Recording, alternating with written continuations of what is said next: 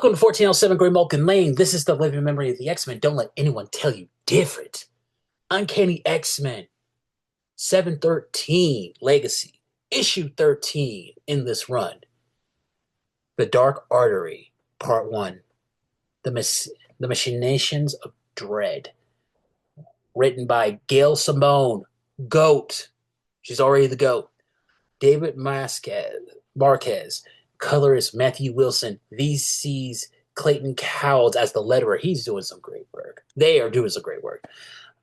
Cover artist Marquez and Wilson. Okay, so we are starting probably one of the best stripped down X-Men runs we've had in a long time. This doesn't need the other books. We just got this. And this is how I would imagine an X-Men TV show, like season 14 at this point. So we jump in the beginning with this young black woman, and it's set in the 30s, I think.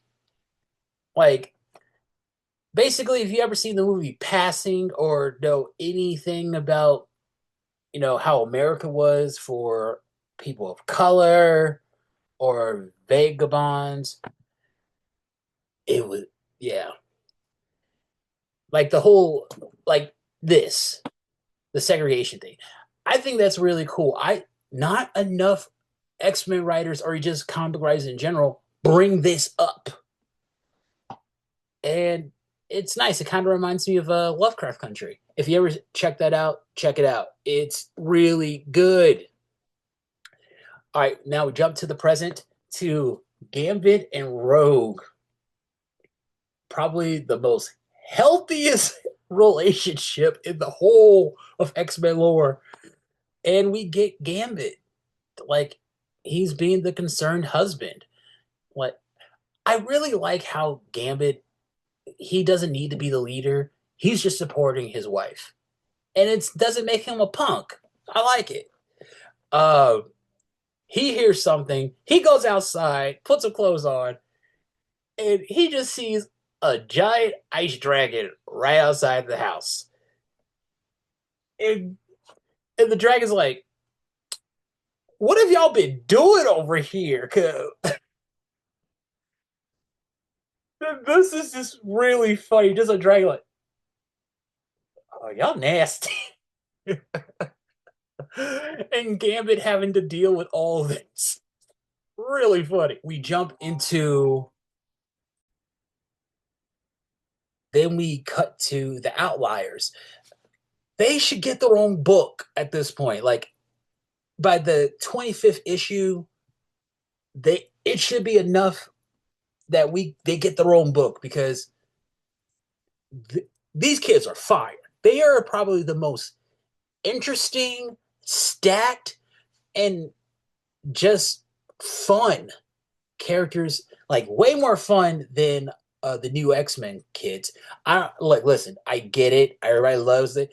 Everybody has a favorite of them.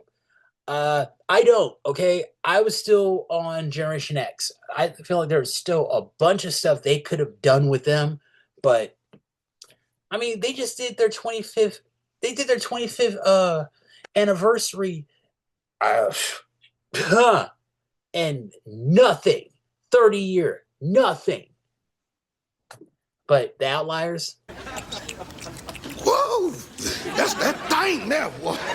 Then, we get the kids sneaking off, and they find this obsidian black drippy thing that looks like something out of Game of Thrones. And I'm starting to think that Gail Simone is a big Game of Thrones fan, because I'm seeing it. We cut back to Gambit and the dragon. The dragon's basically asking Gambit to help him out with something, and he takes us to the Savage Land. And he, in the middle of two T-Rexes. Like, dragon seeing a T-Rex should be like seeing one of your cousins, like, what's up, cuz? And then we jump back into the lady from back in the day. Yeah, apparently she was a black mutant. Yeah. I like how Gail Simone kind of incorporates it. Like, there's a difference between being a mutant and being black. If you're a black mutant, you're kind of screwed because you have to be doubly cautious. Because I know it's weird, but there are racist mutants, okay? Like, you got Fenris, Magneto, Cannonball at one point, Danny Moonstar, which is kind of weird. Um, Also, this little instance between Calico and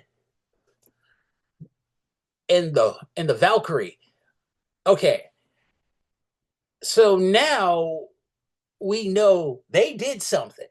This has been completely confirmed. This is not subtext. This is we saw what happened, and Gail Simone's just saying like, "Hey, these are girls that they like to kiss each other in the dark." I love this. I love everything about this. Gail Simone, she is the perfect X-Men writer of today. Way better than Alice Ewing. Way better than Judd McKay. Okay, I'm sorry. I'm sorry. They I like Judd McKay, but like the Fargo X-Men, seriously? I don't get it.